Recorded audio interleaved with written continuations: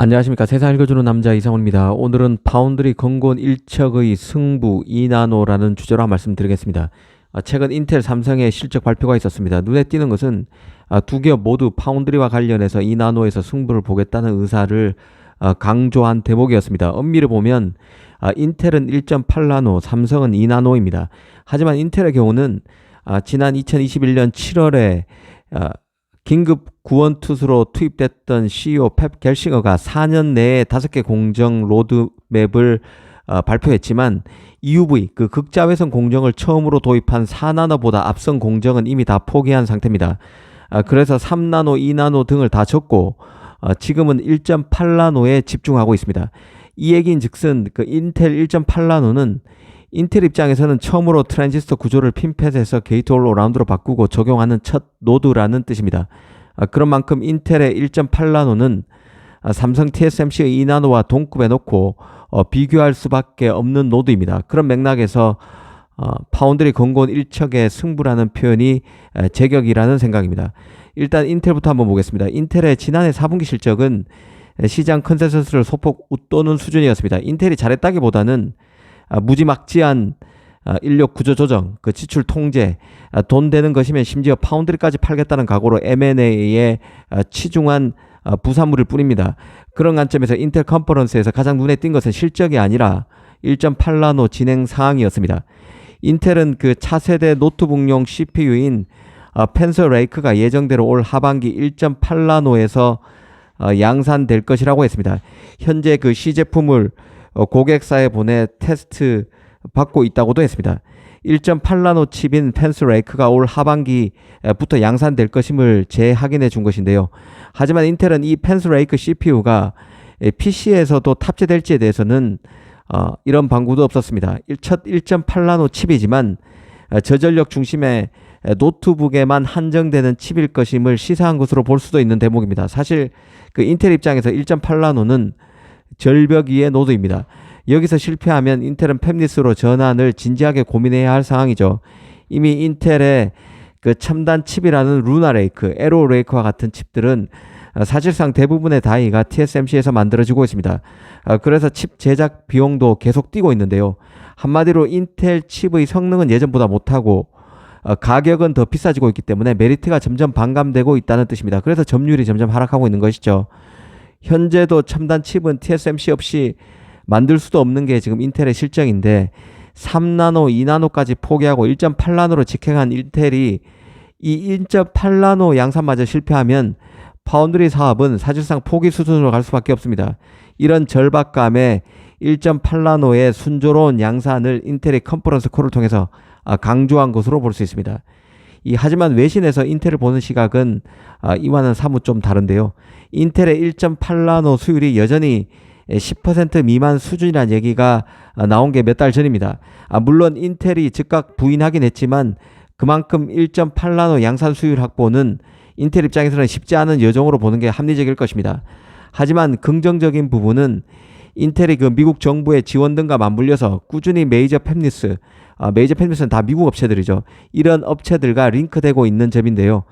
브로드컴이 인텔 1.8나노에 실망했다는 루머가 나오기도 했지만 아마존 같은 경우는 1.8나노로 인텔의 칩을 맡기기로 했고 MS의 자체 설계 AI 칩인 마야도 인텔 1.8나노를 활용하기로 한 상태입니다. 다만 아마존이나 MS의 경우도 인텔이 1.8나노에서 무난히 양산 수율을 확보한다는 가정 아래 약속이기 때문에 인텔의 1.8나노 노드 개발과 양산 움직임의 종속 변수입니다. 그래서 이런 점에 주목해야 한다는 생각입니다.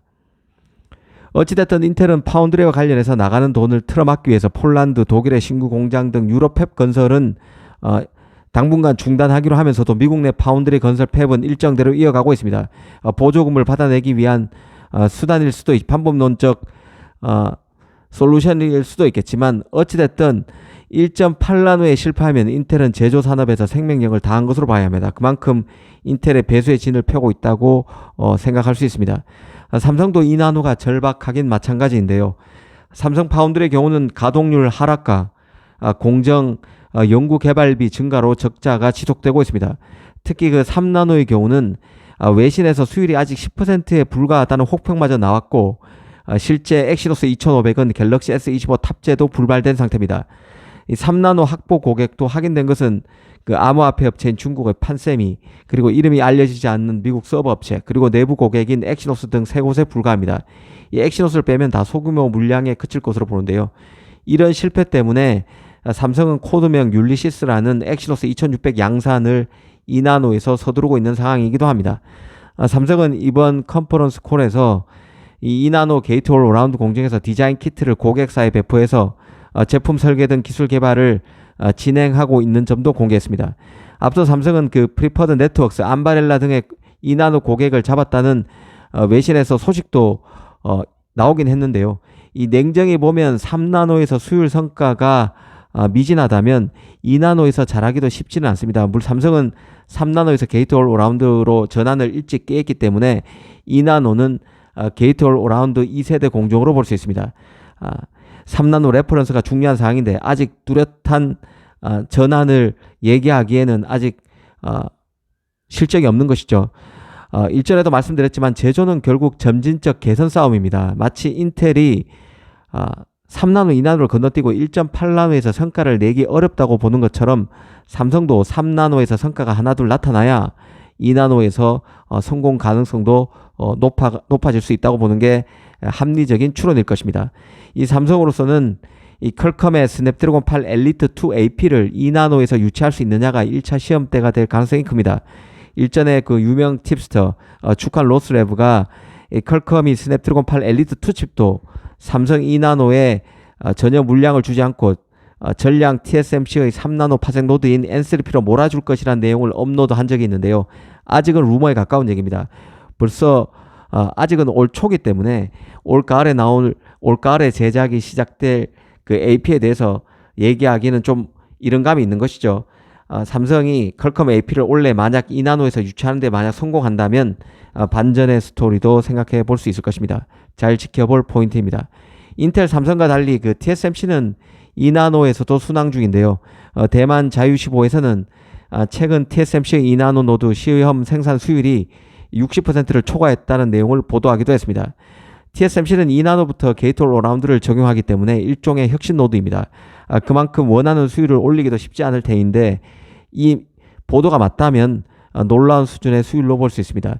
이 팹리스 입장에서 부담스러운 부분은 TSMC 2나노 수율이 안정돼도 2나노 장당 그 웨이퍼 가격이 3만 달러까지 치솟는 상황이라 2나노를 활용하기 버겁다는 점에 있습니다. 실제 그 올가을에 나오는 아이폰 17의 AP인 A19 프로 칩도 TSMC 2나노가 아니라 3나노 파생 노드인 N3P에서 제작된다는 소식이 유력하게 나오는 상황이죠. 이 퀄컴도 앞서 말씀드린 대로 스냅드래곤 8 엘리트 2 칩을 TSMC N3P에서 제작할 가능성이 큽니다. 이런 배경을 감안하더라도 TSMC가 2나노 영착륙을 향해서 한 발 한 발 다가서고 있는 것도 분명해 보이는데요. 실제 웨이제자 CEO는 2나노에 대한 팹리스 관심이 3나노를 뛰어넘고 있다고 컨퍼런스 콜에서 프로모션처럼 얘기한 적이 있습니다. 일종의 마케팅적 발언으로 보는 게 맞겠지만 이 팹리스로서도 핀펫의 마지막 노드인 3나노보다는 트랜지스터 구조의 변화를 깨한 혁신 노드 2나노에 관심을 더 갖는 것은 어찌 보면 당연하다는 생각도 됩니다. 어찌됐든 올해 삼성과 TSMC 2나노, 인텔의 1.8나노는 파운드리 경쟁의 미래를 가늠할 리트머스 시험지가 될 것임은 분명해 보입니다. 감사합니다.